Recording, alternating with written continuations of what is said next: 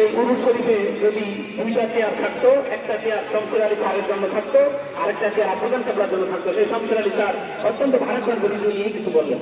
এখন আমাদের মাঝে আমাদের পরম শ্রদ্ধ পীর কিবলা জান চেয়ারম্যান নেতা ইসলাম আল্লামা সাহেব সৈয়দ মুস্তাক আহমদ আল আহমদ ওয়াইসুর পাই মাদ্দাদুল্লাহুল আলী আমাদের মাঝে কিছু বলবেন, আমরা সকলে ধৈর্য সহকারে শুনবো।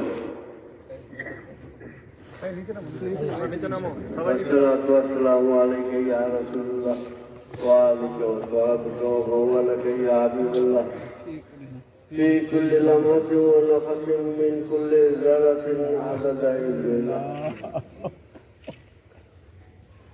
আপনারা কষ্ট করে একত্রিত হয়েছেন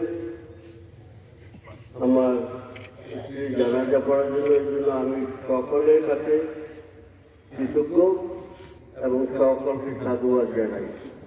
সকলের প্রতি আমার সালাম। আসসালামু আলাইকুম ওয়া রাহমাতুল্লাহি ওয়া বারাকাতুহু। আপনারা যতই কাজকর্ম ফেলে এখানে এসেছেন শুধু দেখার জন্য বা যা নামাজ পড়ার জন্য, শুধু এটুকুই আমি বলবো না। আমি বলবো একজন স্বামী যখন তার স্ত্রীকে খুব কাছে থেকে দেখেছে, কেমন নামাজি, কেমন তার কথাবার্তা, কি মিথ্যা কথা বলে না কি বলে, তার চরিত্র সম্বন্ধে জানে, ঠিক একজন স্ত্রীও তার স্বামী সম্বন্ধে জানে। এছাড়া এর চেয়ে বেশি কেউ তার সম্বন্ধে আমরা জানি না। আমি তার সাথে দীর্ঘদিন কাটিয়েছি, ৩৬ বছর। আমি তাকে দেখেছি, সে সত্যি একজন পায়াস নেই।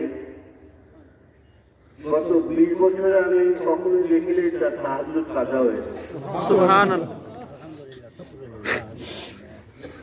আমরা ২০১৭ সালে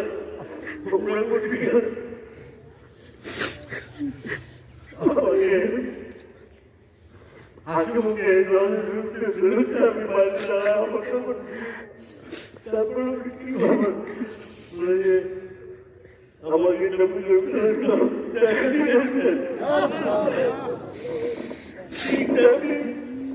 এই বছর ২০২২ সালের বার্তা দিয়ে ১৭ সাল থেকে এই পর্যন্ত আর তেমন কিছু এই বছর সেই একই কথা যে উনি আমার হাত ধরে আমাকে কাছে নিয়ে গেছেন। আমি শুধু সেটাই বলবো না, আমরা এই ওরা করে আসার পরে আমরা দিতে আসছি, সেখান থেকে আমরা ভারতের বিভিন্ন বলিয়াল্লাদের দরবার শরীফে যাই। সেখানে যত দরবারে গেছি এত আপ্যায়ন, এত মহাব্বত আমি এর আগে কখনোই কেউ করেছে বলে আমি দেখিনি।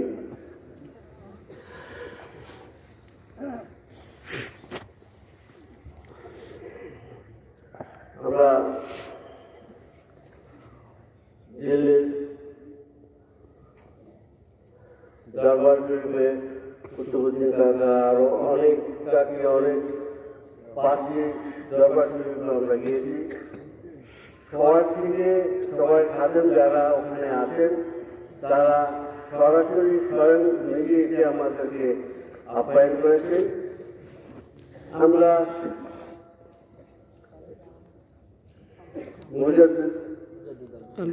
মুজাদ্দিদ আল-কাশানি রাদিয়াল্লাহু আনহু দরবার শরীফে গিয়েছি।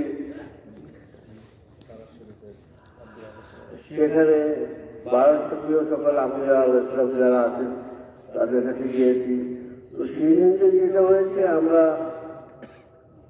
প্রায় ঘন্টাখানিক আমরা দুজনে বসে কদম মোবারকে বসে আমরা মোরাকাবা করতেছিলাম। আর যিনি সাজ্জাদ ছিলেন তিনি দরজার বাইরে আমার দুজনে অপেক্ষা করতেছিলেন।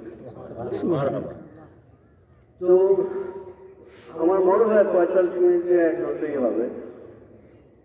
তো আমরা যখন মোরাকাবা শেষ করলাম, আমার স্ত্রী বেরোয় ওনার কাছে জিজ্ঞেস করেন, আপনার কর্তাটা যিনি এখানে শুয়ে আছেন তিনি কি দেখতে এরকম ছিলেন?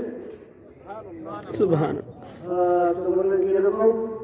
তো ও ডিসক্রিপশন দিল মানে দাঁড়াও উনি দৌড়িয়ে বাড়ির ভিতরে গেলেন, ১৭ বছরের পুরানো একটা আস্তে আস্তে ছবি লেমিনেটেড করা এখন, সেটা নিয়ে আসে বলে দেখো তো এই ছবি রেখেছিল, বলে আমি এই ছবি রেখেছি। তো আমার ভিতরে ক্ষোভ আসলো, মোরাকাবা আমি করলাম, আমার সাথে সে করলো, তার সাথে দেখা গেল আমি কি রাখতে চলে যাবো। যিনি সার্জারি ছিলেন বয়স্ক ৯২ বছরের, উনি তখন লাঠি ভর করে রাখলেন, আমাকে একটা পাখি পড়াই দিলেন, আমার ওয়াইফকে একটা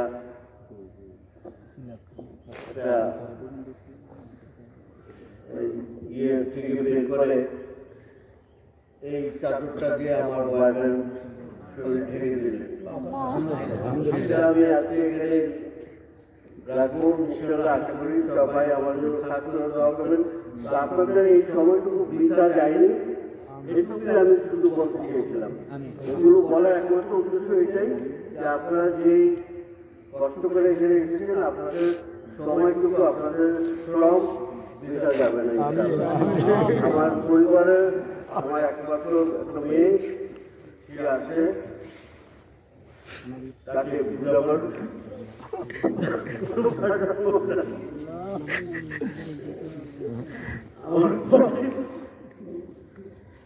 চলে যাওয়ার ৪ ঘন্টা আগেও আমাদের সাথে সন্তুষ্ট হাতে কথা বলেছে, এবং আমাদের তাকে ভাত খেয়ে দিয়েছে।